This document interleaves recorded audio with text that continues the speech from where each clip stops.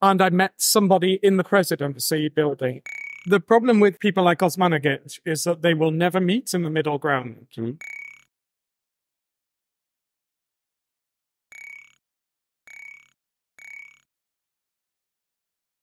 Den Kontakt zu Andrew hat Mirko hergestellt.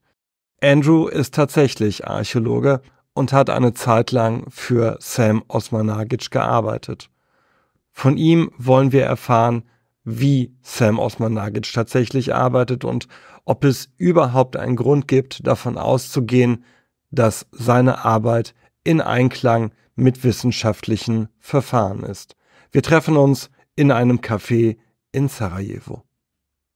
Okay, thank you, Andrew, for meeting us here in Sarajevo, just in the vicinity of Sarajevo National Museum. What is your profession here? I work as a cultural heritage specialist here. My background is in archaeology and monument conservation. I did my bachelor's at the University of Cambridge in archaeology and anthropology, my master's in KU Leuven in Belgium in archaeology, and my magister or Master of Conservation of Monuments and Sites at KU Leuven in Belgium at the Raymond Lemaire International Centre for Conservation. Okay, great. So how long are you living here now in Sarajevo? I've been living on and off in Bosnia and Herzegovina for 7 years. 2 years in the middle spent in Belgium. Yeah. And when was the first time that when you came across this pyramid claim by Dr. Osmanagic? The first time I came across Osmanagic's pyramid claim was when I was in university in my final year of study, 2006. All right. I read a BBC News article on the site, and then the January of the next year, I applied for a job here just because working in commercial archaeology in Britain was very, very intensive and stressful, working on average 80 hours a week. And I applied here for a less stressful job working outside of the commercial sector without fully realizing what that would entail at a later date. Yeah, okay. Can you tell a little bit more about this experience with Dr. Osmanagic?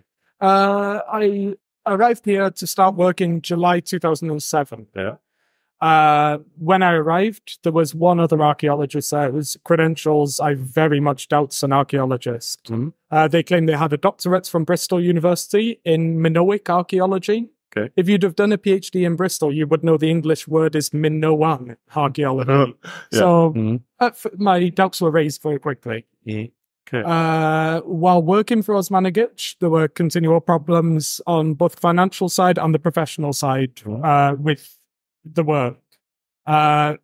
Many of his workers did not perform archaeological excavation. They were digging token trenches with no manner of recording or anything. So the results that they found were totally uninterpretable by a professional archaeologist. However, Osmanagic was able to interpret these to fit his claim and cover up things that didn't fit his claim. Right. And when did you decide that you have to leave this place? I resigned in August 2008. In the meantime, I spent 1 season excavating, 1 season sorting out previous excavations to try and work out what was archaeologically interpretable and what was not. Yeah. And then the second season was excavation again, but again, there were many problems. No other archaeologists were brought in. The only site, in my opinion, that was found of archaeological value was on top of Pleshevice, which they call the Moon Pyramid, where there appears to be evidence of an Iron Age settlements. I never excavated on Visoko, which they call the Pyramid of the Sun, because that was a protected zone under Bosnian law as a protected national monument, and the foundation have no legal authority to carry out excavations there. So I refused to work on that side. Okay. We just took a question that I wanted to ask. If you ever happen to come across things that looks genuine, archaeological, is that the Iron Age fort was there? Not a fort, a settlement. It's settlement, a small farm, maybe, I don't know. Yeah. I wasn't able to excavate it fully, and limited resources, limited time, and limited competence of workers. So, I would say a small farmstead that might have been 3 people, it might have been 30 people, but it's a small site of little archaeological value. Ravne tunnels are also a historical location. Yeah, I know. At the time that I worked there was no way of telling how old they were. However, since leaving, I think in 2012, maybe 2011, they found an iron miner's lamp. That lamp can be quite easily typologically dated to the 18th century, maybe 19th century. Right. At the very latest, very early 20th century, but at the very earliest, very late 17th. Okay. So it's post-medieval mine. Of course, yeah. Okay. So how did Osmanagic react to those finds? Did he ever react to that? You just handed in your results, or how did it work? Largely on sites, there were no artifacts coming out. Okay. However, looking through the artifacts that had been found by previous people, I sorted them. Yeah. There was one flint tool, which Osmanagic said was prehistoric. Yeah. I looked at it, and within 5 seconds, I could see it was from a flintlock musket. It's actually the flint from a musket. It's not, or a rifle. I can't say for definite musket, but it's from a rifle. Again, very late medieval to post-medieval. And that was the only flint tool. Sorting out bones, a lot of things that were labeled as bones were actually interesting shaped stones. And one thing was actually a stick, a wooden stick. So the artifacts that they had, out of those, I'd say 85 to 90% were not real. Pottery was devoid of context, so it was archaeologically irrelevant. Some of it, I would say, was Neolithic, some of it medieval. But it was so mixed together with no saying where it actually came from. It was of no archaeological significance whatsoever. What do you think about the features which Osmanagic bases his claims on, like these stone slabs and the concrete blocks? Well, this is a very interesting thing that Osmanagic, nobody claims in the reports that Osmanagic takes that things are concrete or cement. They say they're concretion or cementation. Yeah. Osmanagic then translates those into local language as concrete and cement, and then back into English as concrete and cement.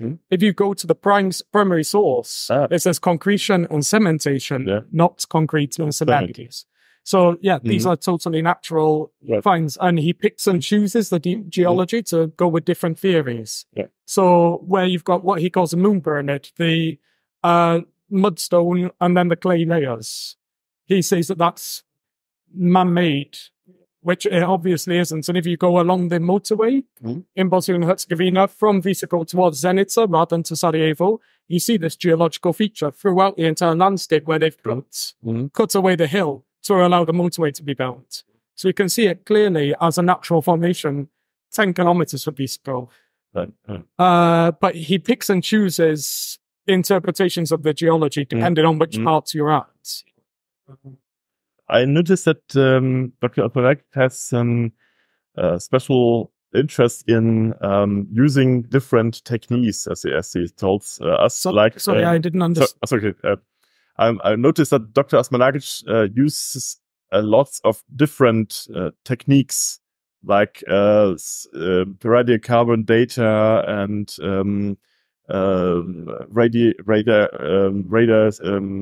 ground penetrating radar. Yes.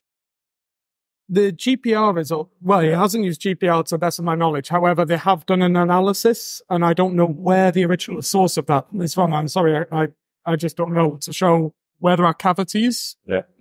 However, these cavities are almost definitely natural water, water basins on a micro scale. So those results are not interpretable archaeologically because insufficient geological investigation has been done. After that, with the radiocarbon dating, again,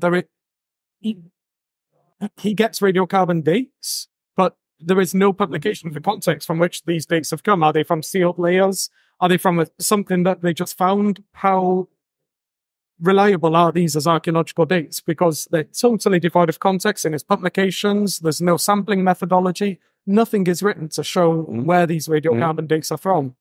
And many of them come from things that could be argued to be radiocarbon dead. So it's just contamination. that's the radiocarbon being measured. Okay. I just realized that he was very fond of using big apparatus and telling people that he uses every kind of technique available just to prove his point. But that's something that we notice from other points of conspiracy theories, that they're very fond of technical looking things, which doesn't but produces data, but not data which is reliable. Yeah, this is a problem, that data is produced. However, that data is irrelevant to the archaeology without the proper archaeological context for it to be derived from. And Osmanagic doesn't publish, and I don't know whether the context is even recorded in the first place to a level where something can be called archaeologically relevant. And I sincerely doubt anything is. Right. So let's move on a little bit further. Just a second. What do you think is the impact of Osmanagic doing in Visoko and Bosnia compared to the cultural and cultural sector in Bosnia? I think Osmanagic's work, apart from creating problems within Visoko itself, his work hasn't created jobs. It hasn't created an economy. What it has done is it's damaged the economy for the rest of the country in terms of tourism. Bosnia and Herzegovina has a fragile tourist industry. And one of the parts of it that it could sell very well is its cultural heritage tourism. With sites such as Yaitsa, Mostar, Lagaj, Sarajevo, you have history in the country. However, the profile of somebody who goes for cultural heritage tourism is generally someone who's quite of relatively high education. When they come here and are taken to the pyramids and see that they've been tricked, they don't return to the country. And they tell people, oh, don't bother going to Bosnia and Herzegovina. And this effect is very bad because it prevents repeat visitors and prevents other visitors who would generally be of above average income and relatively large spenders within the country. And it prevents those people from coming here again. That's a very big problem from the tourism side. Right. From the archaeological side, another problem is that he's cut off routes of sponsorship because of his sensationalist approach. Many sponsors who would have potentially invested in archaeological excavations don't, because they want the major results. They want the image of the hat and the man walking over the hills with the Land Rover. They want that image that Osmanagic tried to sell in the first place. So they don't sponsor archaeological excavations. The private sector stays clear of archaeology now. On an educational side, the issue is that Osmanagic has bred a mistrust with a mistrust of academia and orthodox academics. Right. The big problem with that in a country with massive issues of nationalism is, unbelievable. People, if somebody says something, people are very quick to be like, oh, that's nonsense. That's nonsense. And you cannot, and his mistrust has seeped into society. And people are moving towards alternative theories. Alternative theories, when they're kept in your own house, it's like religion. If it's kept in your own house, it's fine. As soon as you start bringing these on the streets, it's problematic. It's problematic. Right. So how's the situation of archaeology now in Bosnia? I'm just finishing a 2-year project looking at profiling the profession within Bosnia and Herzegovina. There are just under 50 archaeologists working in the country. Most of them work in museums and within the civil service. Funding, the profession is very underfunded. And although positions are made for people, so jobs are being created, there's no money left after paying these wages to actually carry out archaeological work. The problem, there are different levels of worry, of financial issues in different parts of the country, but primarily archaeology is massively underfunded. Right. Do you have hope for the future that that's going to be changing? The National Museum closed in October 2012, and that was a major employer, the biggest employer of archaeologists within the country. One problem that is starting to happen is that archaeologists are leaving the country. So the better trained, those with training and experience are now starting to leave, especially those who've got Croatian citizenship. they're starting to leave the country. And that's going to have massive implications in the future, not just for the archaeologists on the job, but also for the training of future archaeologists. Croatia joining the European Union is a massive problem in that respect as well, because archaeologists always used to go to Croatia, which has much, much, much better archaeological infrastructure to work, to gain extra skills, gain extra experience, improve their contacts, to improve on collaboration, which strengthen the archaeological community here. Now that labour market has been closed to them, they're stuck here with limited skills coming into a country, limited training of the archaeological workforce. And with the better archaeologists some of the better archaeologists leaving, that problem's only going to get worse. So archaeology is in a big, stress point at the moment. There was a big debate going on after Cornelis Holtorf invited Osmanagic to the university in Sweden. What do you think is the right way to deal with guys like Osmanagic and the sort? The problem with people like Osmanagic is that they will never meet in the middle ground. If you look at an alternative scientist's presentation, it is always an hour to 2.5 hours long, sometimes even longer. That is not the way to go about academic discourse. You do not give a presentation like that because nobody can counter your arguments. If you give a 2-hour presentation, then there's going to be 6 hours of questions.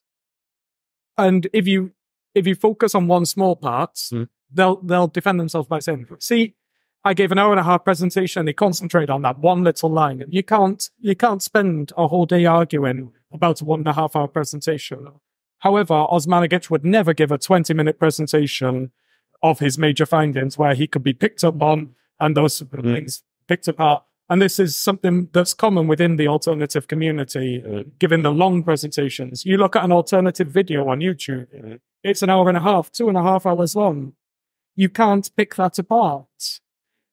And Osmanagic and the alternative community will never condense their arguments to a 20-minute presentation where they could be picked apart. So you can never, there will never be a way to reconcile academia with false academia.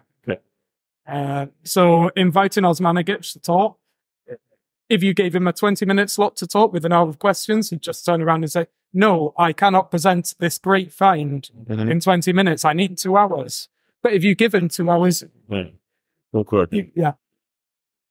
okay. Because, there was a discussion whether to ignore him at all or just to give him a platform to speech, but which is... what you said is it's probably the wrong way to deal with him then. Yeah, you probably should attack him by writing or his claims by writing. But if you take his claims by writing, Osmanagic uses spoken and video media far more than he uses written media. Okay. So Osmanagic will get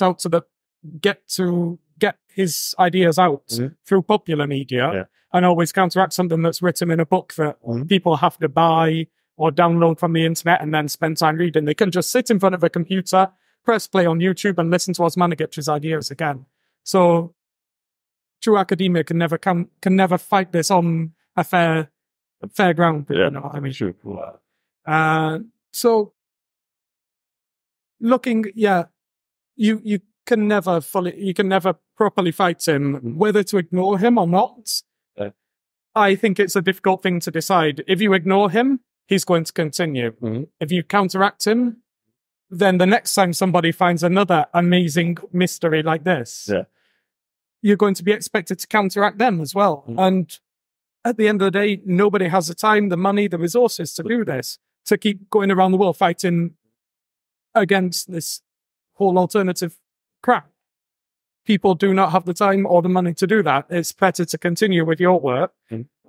But then if you just rebuff the ideas without a constructed argument, they can say, oh, they're not interested. And they can foment this idea of an alternative conspiracy theory where they're being suppressed by academia. So you can never do anything. I don't know whether the right ground is to counteract or to ignore or to rebuff, but all sides they can then fight against. And, so maybe this feature here is maybe one step in this direction of debunking Osmanagic. It's our hope then. Yes, I agree, and I hope that he is able to be debunked, because using the popular media is the only way to get to the people who believe him in the first place.